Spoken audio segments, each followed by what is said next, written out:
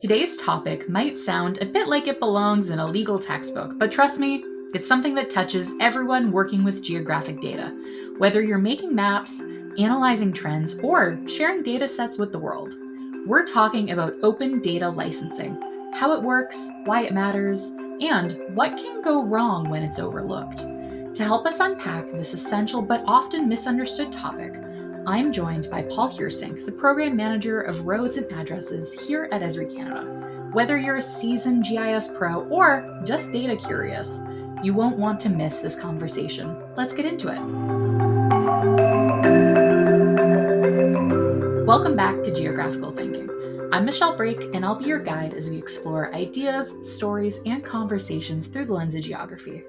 Joining me today is Paul Heersink, and welcome to Geographical Thinking, Paul. Can you give us some insight into your background and how have you gotten to where you are today? Yeah, thanks a lot, Michelle, and thanks for having me on the podcast. I've been working in the field of mapping and GIS for about 30 years. The only way I can remember is it's about the same age as my daughter.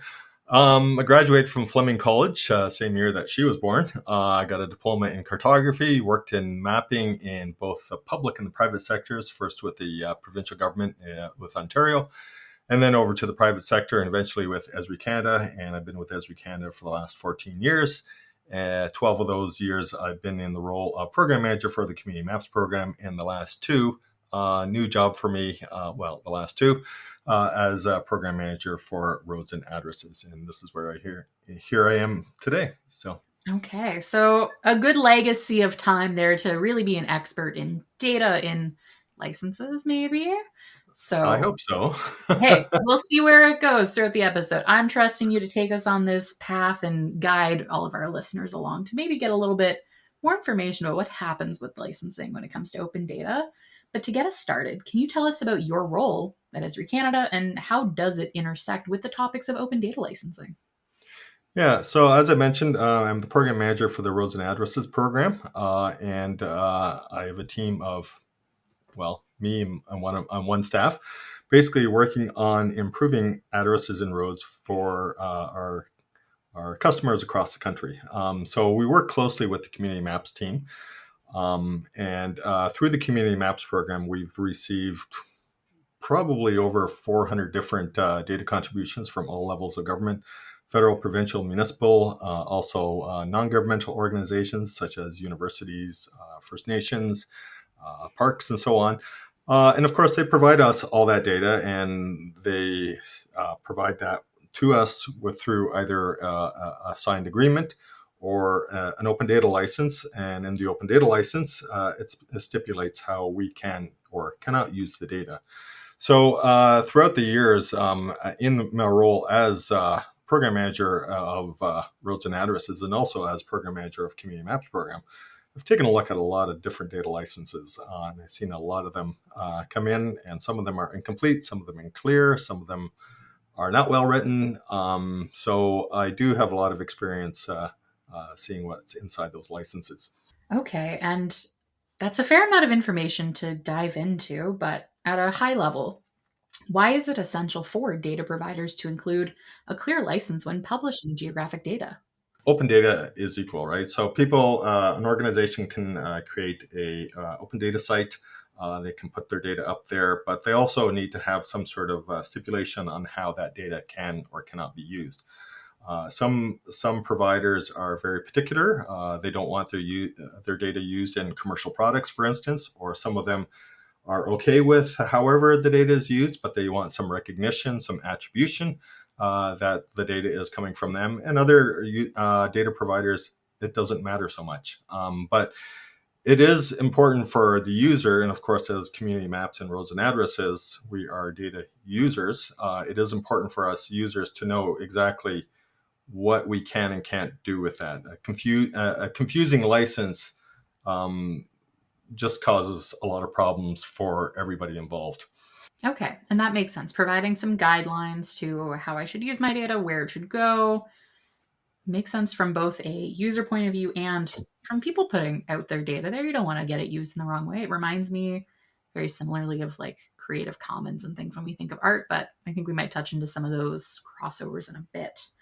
I'm wondering, are there times when disclaimers and licenses get confused? Can you walk us through maybe a real world example when that confusion caused problems for either the data provider or the user? Yeah, I think definitely a lot of data providers who put up an open data license are, in fact, just putting up a disclaimer.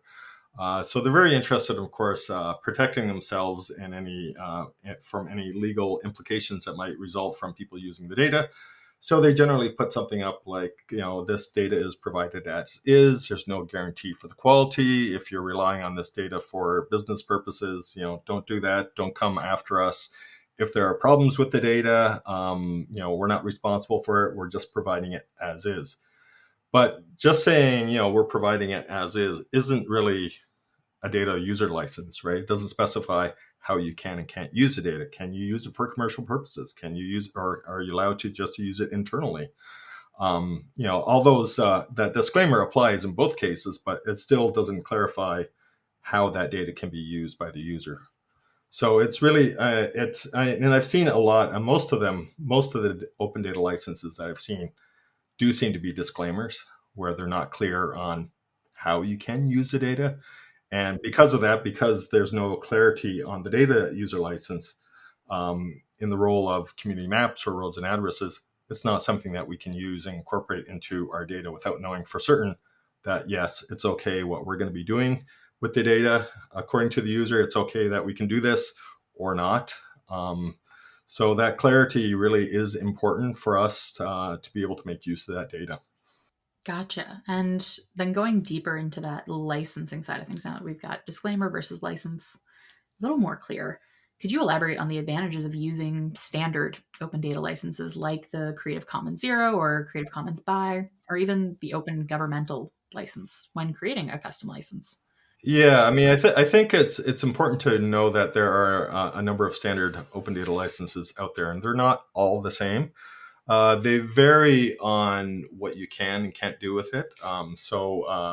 CC0, for instance, basically it's wide open. You can take the data if somebody posts it as a CC0 license. You can take the data, you can use it in commercial items, you can use it for your own purposes, internal use. However, you can modify the data, you can reshare the data if you want. There's no restrictions on that. Other data licenses are sort of a little more restrictive. There's some that require, there's some that say, well, you can do anything you want with it. Just give us attribution or just give us credit. Say, hey, I'm publishing this data or I'm making a map using this data and it's coming from this provider, just having a little note on the map sort of thing. Other licenses can be a little bit more restrictive. Sometimes data providers don't want their data used in a commercial setting. So you might be able to use it for your own purposes, for your own internal needs. You might be able to provide products that you're not necessarily making money on. So maybe if you're working for a nonprofit organization, for instance, you want to build a map using this data, you could do that. But if you're a commercial entity looking to generate revenue from this product, sometimes those licenses don't allow that sort of thing. I do have a blog post that sort of outlines the different licenses. I mean, it's kind of hard to talk about each one individually. Much better to actually look at it and to click on the different links and see what the licenses can do. But I think what's important, even before you go into deciding what license you want to use, you have to decide as an organization how you want to share that data, right? Do you want to make it completely open? Do you want to have some sort of credit provided by the users who are using that data? Or do you not want to have people use it for commercial purposes? So all those questions need to be answered before you can actually settle on an open data license that's suitable for your needs. Gotcha. Which I think always comes into play that governance practices and things, the technology side of it, that's fairly easy in the end. Dealing with the people and getting everyone to agree, that's really the tough part. So, Paul, it sounds like you're doing some tough work out there. Yeah, it's I wouldn't say it's tough. I mean, you do. I mean, from my experience, because I've seen a lot of licenses, you can quickly determine if a license is suitable for your purposes or not. The custom licenses, I would suggest not to use custom license. If I would take a look at the standard open data licenses that you referred to earlier to see if any of those data licenses meet your requirements as a data provider. When you get into custom licenses, then you have to hire a lawyer to complete that custom license, and then a lot of times you'll have some specialty language in there that might be filled with legalese and makes it a little more harder to decipher and determine how you can or cannot use that data. And most of the, I would say, most of the standard open data licenses that I've linked to in the blog post, they do cover probably 99% of the eventualities that anybody will come across in terms of data user licenses. So, you don't really need a lawyer for this. I mean, lawyers are probably going to shoot me for this. But again, I'm not a lawyer, but for the most part, if you're clear on how you want users to use the data, the standard open data licenses generally cover all that off. So if you're clear on that, then you're okay. You can pick one of these licenses and you should be fine. You shouldn't be having any trouble, whatever. But if you want, get a lawyer to look at it and stuff. But again, there's always a cost involved with that, and I always find that when you get lawyers involved, there's usually some more time involved as well to get things done. Fair point. And I'm wondering, have you come across any cases where a custom license has been necessary, or is this something that we're just talking in theoretical? I've come across some custom licenses, whether or not they're really needed, whether they couldn't be covered by a standard open data license. I guess it's up for debate. I think, again, I don't think there was a case that, said, okay, this really cries out for a custom license, because most of the times we're dealing with the same sort of things, right? We're dealing with data. We're dealing with data ownership. We're dealing with how that data is being used. And, there's some variation, but, pretty much everything falls into, one of the categories that we're looking at here. Gotcha. Now, on to everything else that you do in the world of open data. I'm wondering, as the chairperson of Overture Map Foundation's Addressing Task Force, you've worked with over 400 million address records from 33 countries. That sounds like a lot to me, starting off. I'm wondering, what licensing challenges have you encountered in integrating such diverse data sets? Well, sorry to disappoint you, but I did not personally review all 400 million addresses. But we have gone through a number of different data sources. And as you mentioned, we've got 33 different countries. Most of them are data coming on a national scale level. So a country provides a national address database for their area of interest. In some cases, we've had to delve into subnational levels. So in Canada, for instance, provincial data or territorial data. In the US, data coming from the States, or even down to the city level, county level. I mean, some of the counties in the US, for instance, have a fairly big population. So they do provide a sizable number of addresses. So, yeah, I mean, challenges. Again, it's... of course, some of these countries, a lot of these countries don't speak English, so the open data license that you're looking at is going to be needs to be interpreted. I mean, Google Translate does a fairly good job, but if you want to be safe, you probably need to get a proper translator, and maybe, I don't know, I mean, what the risk is, but sometimes you might need to get a lawyer involved on that. And then of course, different languages have different ways of expressing things. So there's a couple of cases where we've had to sort of really dig in deep into a data license. I think there was one from South Korea that we weren't exactly sure what it meant. So we had to get a native Korean speaker to take a look at that and give us their 2 cents on how that should be interpreted. It runs the gamut of licenses. Some of the data providers provide really good licenses or follow one of the standard open data licenses.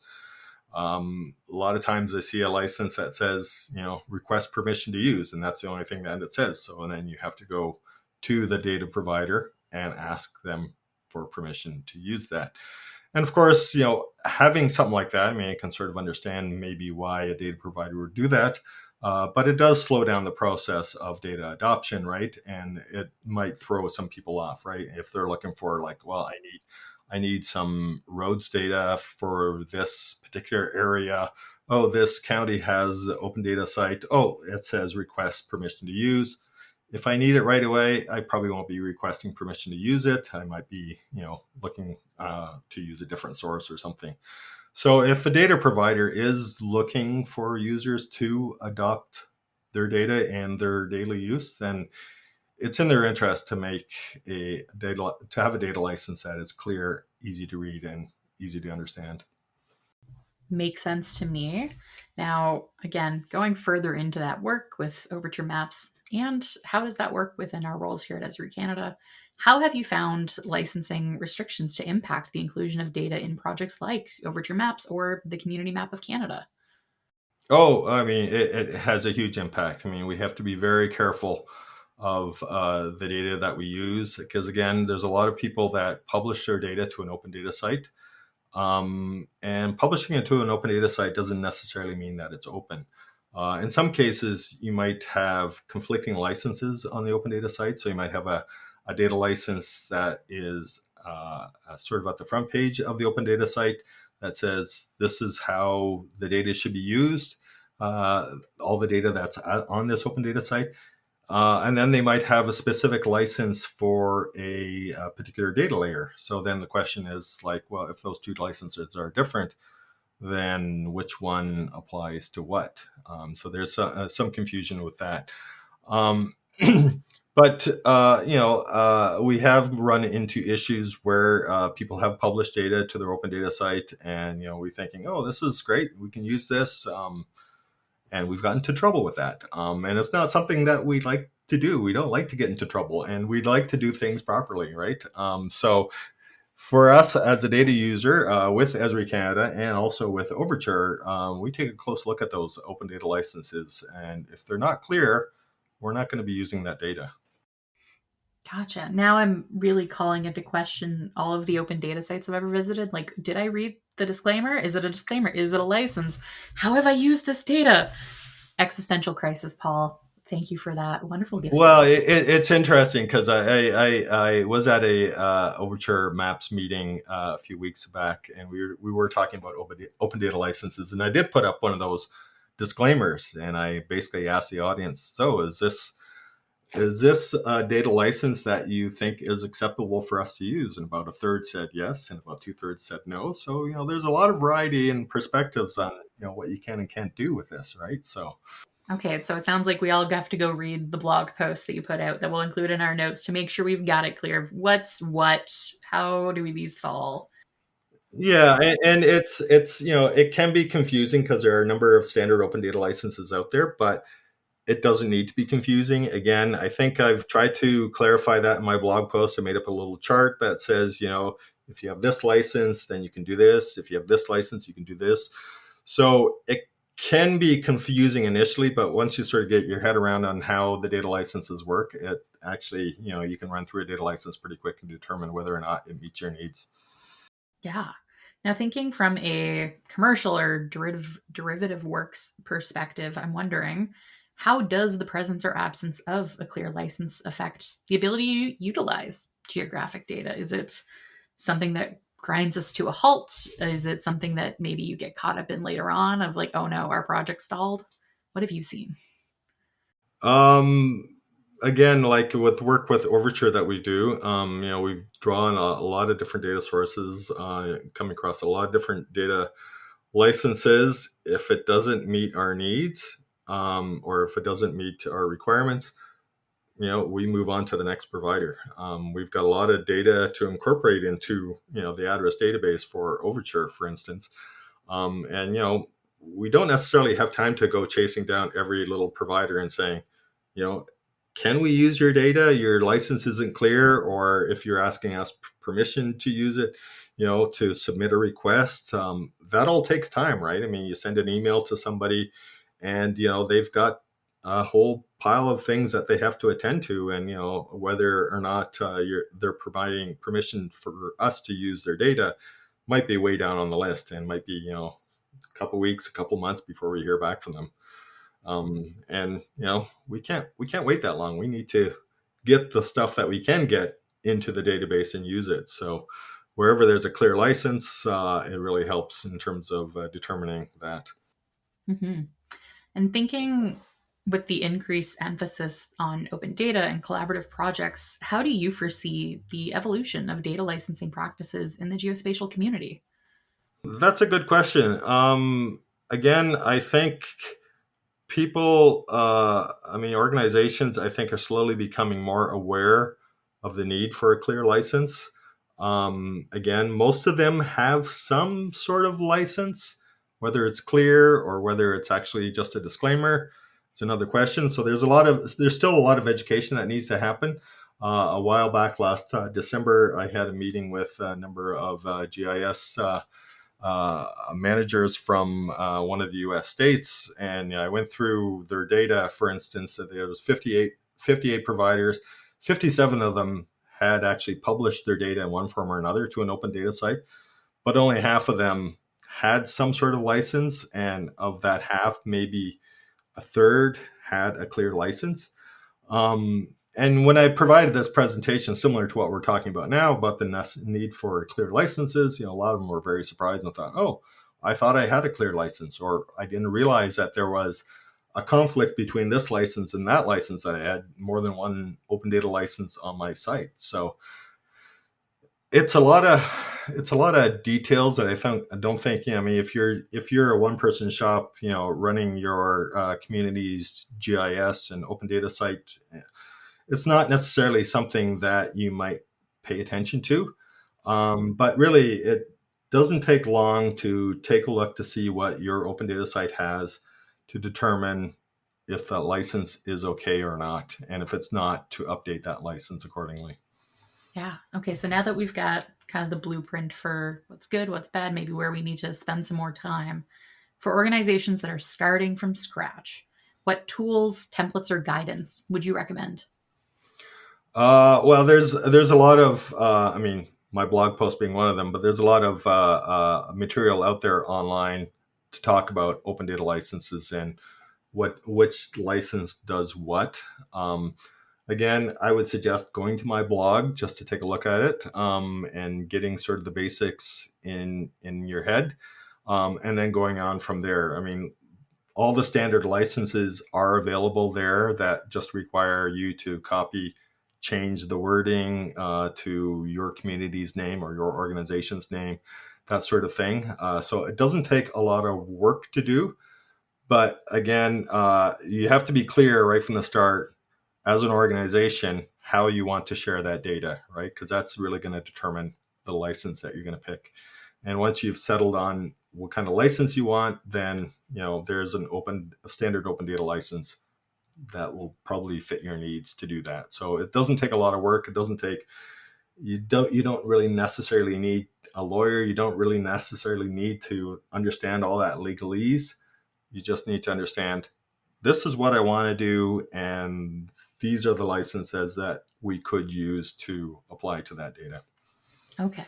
And I always like to leave our listeners with a piece of advice from our guests. Looking ahead, what's one thing you hope more organizations start doing when it comes to open data licensing? I know it's a big field to pull from, but what's one thing maybe?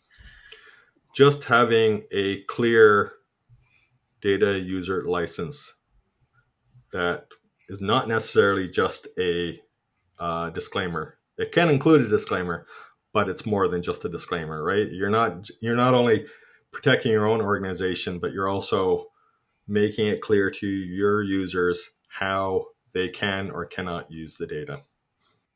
Fantastic. And that brings us to a wrap. Thank you for joining me today, Paul, to talk about open data licensing. Hopefully you've had a good time with us, and we'll get some people going to the blog rather than maybe just emailing you some questions. Awesome. And that's it for Geographical Thinking today. A huge thank you again to Paul Hirsink for taking us on a journey through the wild world of data licenses. If you learned something new or now feel inspired to check the fine print on your favorite data sets, mission accomplished. Remember, when in doubt, check the license.